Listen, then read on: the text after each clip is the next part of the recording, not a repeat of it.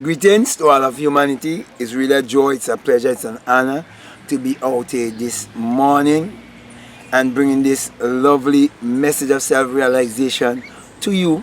A message that is pointing you to look inwardly, to discover your identity, to be your divinity. And the joy that I'm feeling bring this message to you.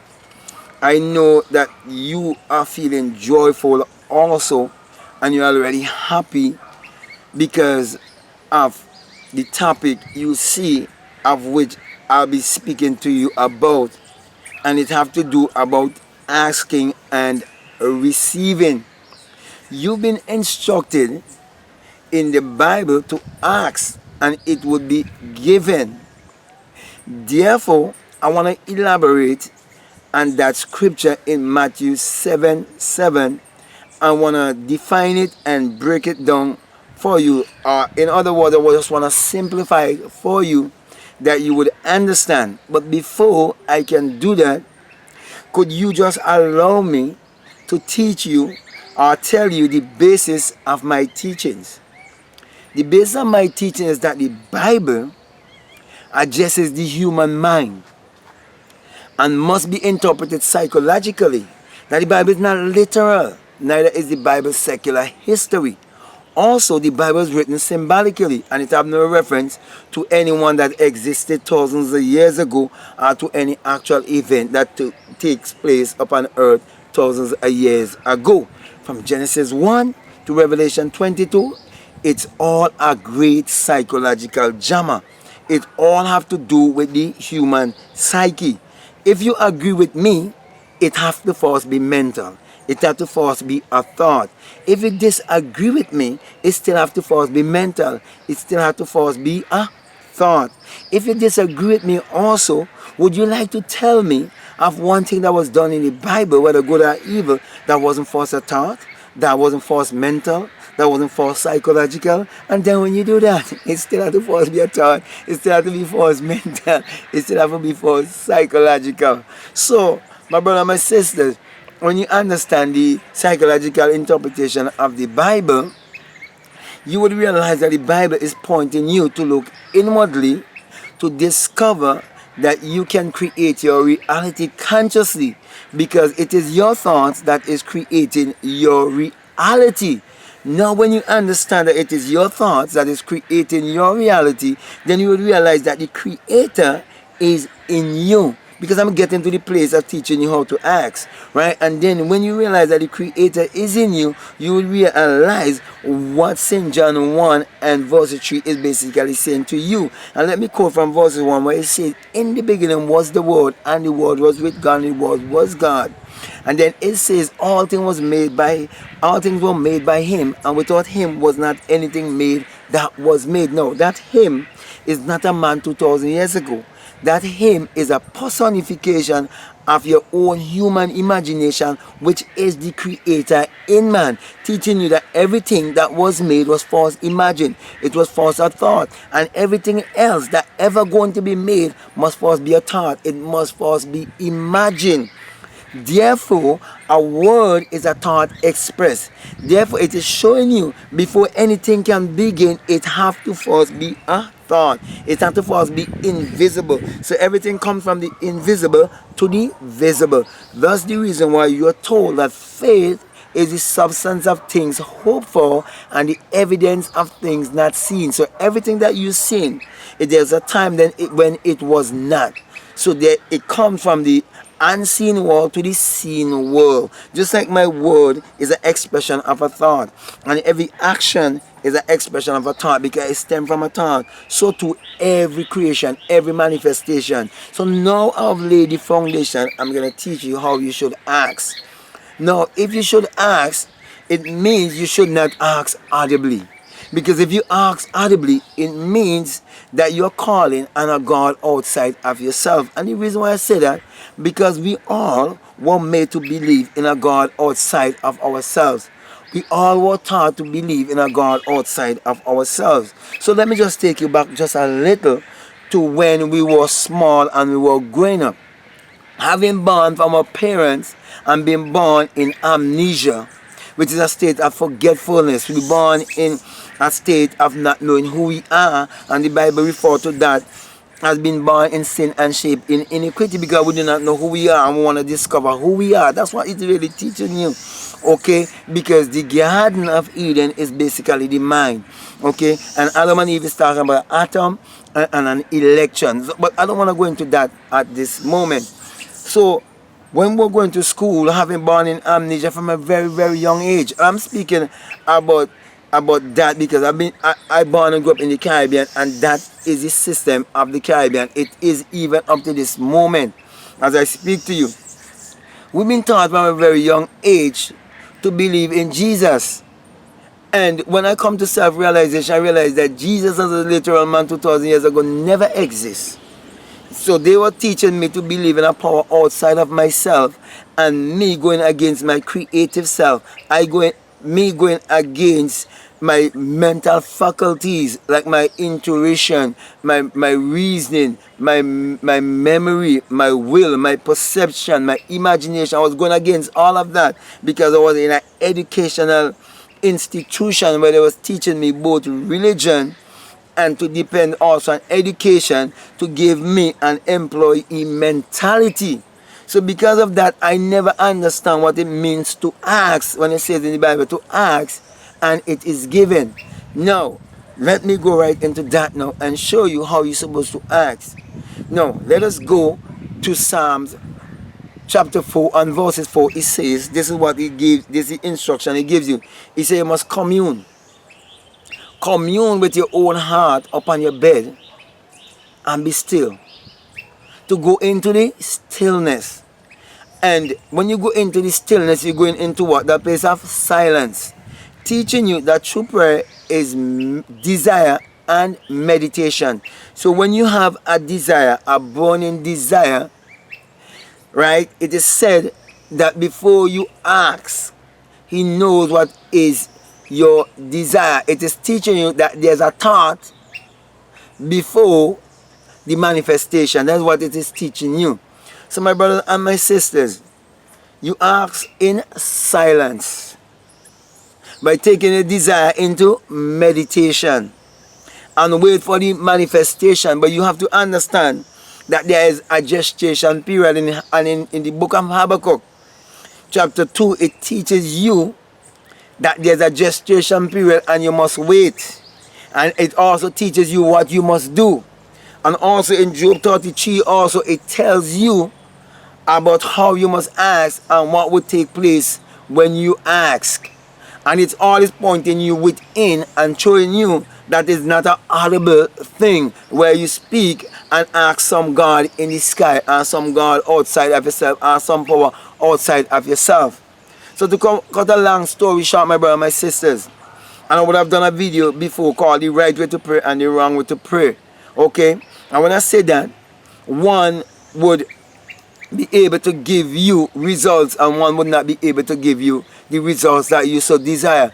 That's the reason why there's so many people who are religious or have a religious mentality and they're living in mediocrity, they're living in poverty, poverty of imagination, poverty of self-knowledge, self-revelation, poverty of knowing who they are because they're living in superstition, not knowing their identity, not knowing how to look inwardly, not knowing how to look to self, not knowing how to depend on self, not knowing that they can create consciously, not knowing that they are the creator. So my brother and my sisters, when they say to ask and it is given, you have to realize that everything already existed. It is just you have to go into that dimension through using your imagination and then wait for the manifestation. That's the reason why, my brother and my sister, it's very important for you to know that a thought is a vibrational frequency and that your brain is a transmitter and a receiver of frequency, because everything is energy, vibration and frequency, and nothing rests, everything vibrates. And one way to really know that, if you can look at something, stare it, and then you can see the shadow Actually, you're seeing the spiritual side of that thing. I can do it with anything. I can look at anything and see two. Okay, some people call it double vision. But when you understand the law of vibration, you will understand what it's really all about. Everything vibrates, nothing rests.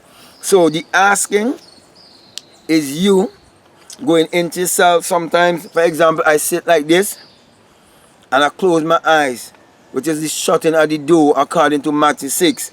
And I go into my closet and I speak to the Father who is in secret. Now, when you have a secret, it means you're keeping something within. So you're doing an inner communication. It's self-talk. We call it self-talk. Okay? And remember, you have an intuition, which is the inside teacher. That's God within you. So you go in with your desire, with your intention. And you see your desire and your intention through the eye of God, which is the eye of imagination. So you see it through your mind's eye. And you do not wonder about the in-between. You do not wonder about how it's going to be done or when it's going to be done. You go straight to the end and see it being finished. If it is a job you want, you can see yourself shaking hand. Or someone congratulating you. Or someone congratulating you, telling you how happy they are for you, that you have just gotten your job. Or if it's a promotion, you can see someone congratulating you for the promotion that you have receive. And I can go on and on. Or even if you a business, you want to open a business or whatever. Okay, but it's what you want in this world. It is, you see, abundance is your birthright. Prosperity is your birthright. The God in me and you and everyone is a God of abundance. Just look around you. Look at the trees. There's abundance all around you. Look at the sea.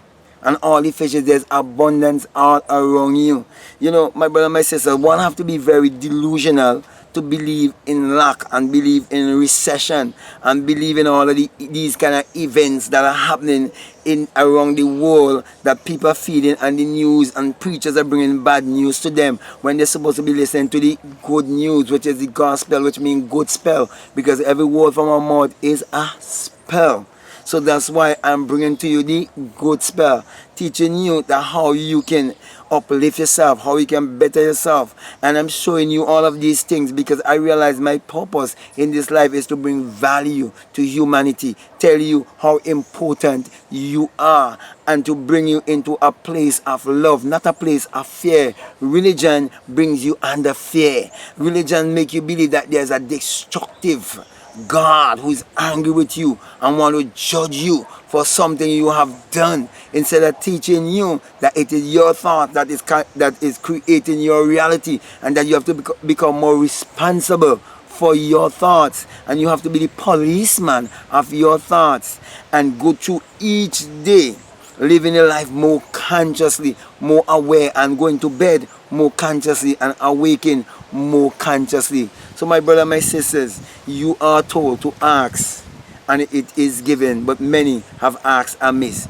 because they do not know who is God. They do not know where to look. They do not know that the kingdom of God, according to Luke 17:21, is within themselves. They do not know, according to Matthew 6:33, that if they seek first the kingdom of God, which is seeking to know themselves first, seeking to look within first to discover the kingdom, that when they discover the kingdom, that the Bible says that all these things will be added unto you, which means you discover the secret of creation and you'll be able to create your reality consciously. That's the reason why I'm showing you that I have discovered my creative self, because I've seek first the kingdom of God. Because my ambition in life from a little boy growing up was to know who am I and who is God. And with me beating my chest with tears in my eye from a little boy, my whole ambition was different from most people's ambition, and I've come into that place and have come into the discovery of these truths, and I'm sharing it with you because there's enough wealth in this world for everyone, and I'm teaching you how to ask and it will be given. So my brothers and my sisters, the Bible, when you read the Bible, is not a written book, it's the living book, and I'm teaching you how to experience the living book in your life. And if you try it and it works for you, then you prove for yourself what I'm saying. It is true. But if it doesn't work for you, you can say anything that you want to say. You can say that I am false. You can say that it's not working. But I'm teaching you these things. And I'm not asking you for tithes. I'm not asking you for offering. That's the reason why, my brother and my sister, I wrote a book called How to Open the Floodgates of Abundance and show you the true meaning of Malachi chapter 3 and 10. And whereby it says also that he shall open the windows of heaven and pour you out a blessing that you will not have room enough to store that blessing. That scripture in Malachi chapter 3 and also in Matthew 6:33 is basically telling you the same thing. That is why I'm sharing this wisdom with you. And all you have to do is apply it. No one would know. Because when you go into bed and you have your intention, you have a thought within you, nobody know what is the thought. So my brother, my sister, you can write down your desire. And before you go to bed, you meditate upon it just the way how I would have just taught you a while ago.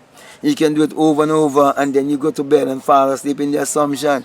Do you know that secret is also in Songs of Solomon chapter 3, verses 1 to verses 4, which tell you when you find your lover, which is that which you so desire, my brother, my sister, you bring it into your mother's bedchamber, into the womb of the one that conceive you. Do you know there's a womb down here and there's a womb up here, that you just have conception, and then you bring forth the manifestation? So with all of that being said, my brother and my sister, I think I would have said enough, and I want to thank you very much for listening to me. And I'm saying to you, if what I'm saying to you right now, if it's resonating with you, then it is for you. It means that you're ready, because when the student is ready, the teacher would appear. That's the reason why, my brother and my sisters, I'm encouraging you that if you haven't subscribed already and this message is resonating with you, to subscribe, to like, to comment, and to share this message. If you believe that it will be beneficial to others, also share it.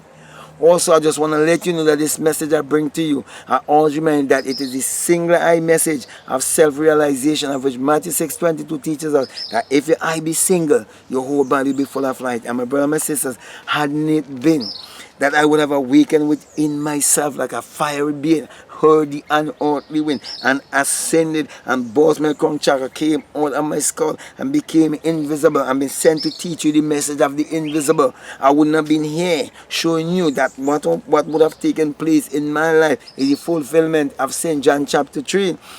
And I'm saying to you, that's the reason why I always give you the symbol of the single eye.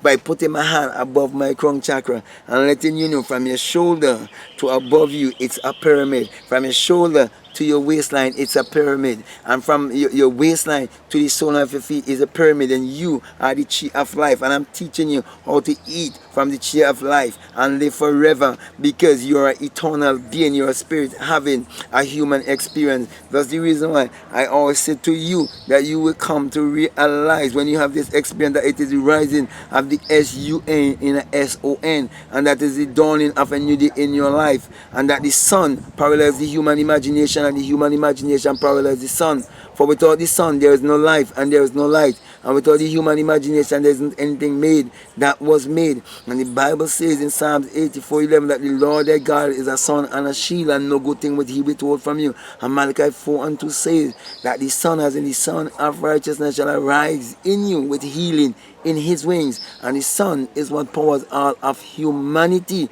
Therefore, my brother and my sisters, my encouragement to you is to use your mind power, which is your solar power, your creative power, your God power, to achieve your every desire by practicing meditation in your life, because meditation is inner communication, and that's how you ask, and it is given. So with that being said, I want to say peace, love you all. I'm out.